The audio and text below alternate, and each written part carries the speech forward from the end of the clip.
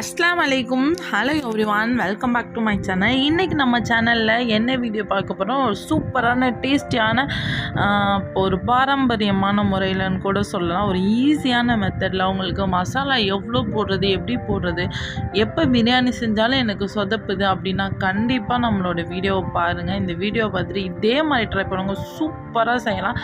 நான் சிக்கன் பிரியாணி தான் ரொம்ப டேஸ்டியாக, ரொம்ப ரிச் அண்ட் சூப்பராக நான் செஞ்சுருக்கேன். வாங்க நம்ம இப்போ எப்படி பண்ணலான்றதை பார்க்கலாம். நான் எப்போவுமே பிரியாணி செய்கிறதா நான் செலக்ட் பண்ணுறது குக்கர் தான்.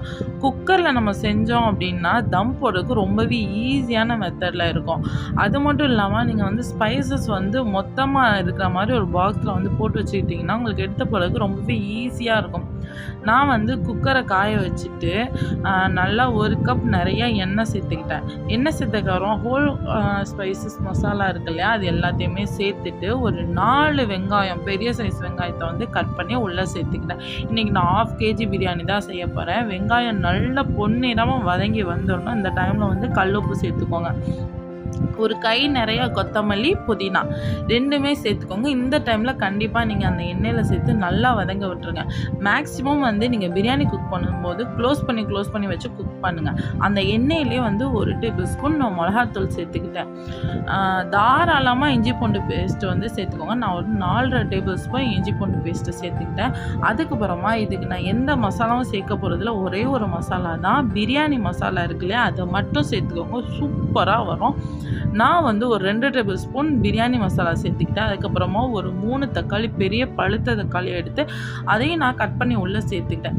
இதுக்கு ரொம்பவே டேஸ்டியான பிரியாணியை கொண்டு வர்றதுக்கு முக்கியமான இன்க்ரீடியன்ட் என்னன்னு பார்த்தீங்கன்னா சின்ன வெங்காயம் தான். சின்ன வெங்காயம் ஒரு கை நிறையா பொடிச்ச முந்திரி இருக்கு இல்லையா, அதையும் சேர்த்துட்டு நல்லா பேஸ்ட்டாக அரைச்சிருங்க. அரைச்சதுக்கப்புறமா அந்த எண்ணெயிலே சேர்த்து நல்லா பச்சை வாசனை போகிற அளவுக்கு நல்லா வதக்கி விட்டுருங்க. 1/4 கப் தயிர் சேர்த்துக்கோங்க. தயிர் மஸ்ட்டு நீங்கள் சேர்க்கணும். தயிர் எவ்வளோக்கு எவ்வளோ சேர்க்குறீங்களோ அவ்வளோ டேஸ்டியாக இருக்கும். அந்த சோறு நல்லா ஒன்றோட ஒன்று ஒட்டாமல் நல்லா சாப்பிட்றதுக்கும் சூப்பராக இருக்கும். அதுக்கப்புறமா சிக்கனை போட்டு சிக்கன் மசாலா எல்லாமே ஒன்றோட ஒன்றா சேர்ந்து வதங்கி வந்ததுக்கப்புறமா நான் 1க்கு 1.25 அளவு தண்ணி வச்சுப்பேன். தண்ணி நல்லா கொதிக்க வச்சு சேர்த்துக்கோங்க. கொதிக்க வச்சு சேர்த்தா தான் உங்களுக்கு அந்த சிக்கனில் உப்பு உரப்பு எல்லாமே நல்லா சார்ந்து இருக்கும். இதுக்கப்புறமா நான் அரிசியை ஊற வச்சுருக்கேன். அந்த ஊற வச்சுருக்க அரிசியை நம்ம சேர்த்துலாம். நீங்கள் அடுப்பு ஆன் பண்ணும்போது நீங்கள் அரிசி ஊற வச்சுருங்க. ஓவர் டைம் அரிசியை ஊற வைக்கவே வைக்காதீங்க.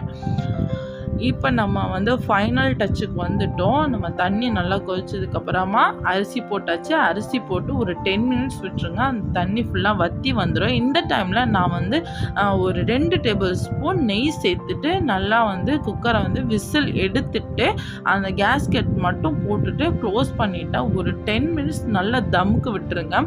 10 மினிட்ஸ்க்கு அப்புறமா ஆஃப் பண்ணிட்டு ஒரு 10 மினிட்ஸ் ரெஸ்ட்டு விட்டுட்டு நீங்கள் எடுத்து சாப்பிட்டு பாருங்கள். சூப்பரான பிரியாணி உங்களுக்கு ரெடியாக இருக்கும். நீங்கள் லாஸ்ட் டைமாக உப்பு, காரம், புளிப்பு எல்லாமே செக் பண்ணிக்கோங்க. லாஸ்ட் மினிட்ல எல்லாமே ஒரு தூக்கலாக இருக்கணும். அப்போ தான் உங்கள் பிரியாணி பர்ஃபெக்டாக அமையும். அவ்வளோதான். இன்னொரு வீடியோவில் உங்களை கண்டிப்பாக நான் மீட் பண்ணுறேன். இதோட நான் இந்த வீடியோ முடிச்சுக்கிறேன்.